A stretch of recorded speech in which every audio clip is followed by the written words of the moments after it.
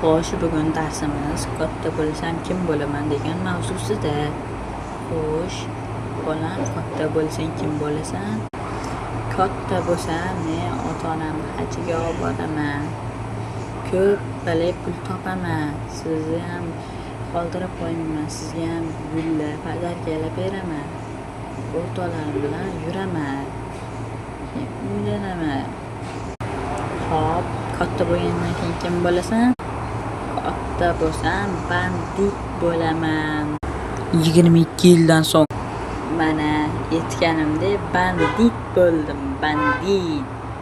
Mana bu miltig'im bilan hammani hushidan ketkaziraman. Banditim. Chiq darrov otib tashlayman hammasini. Eng kuchli menman. Maktabda ham eng bandit bo'laman men deb aytyapman. Men u bandit emas, banker bo'laman deb aytgan ekanman. Vay Allah.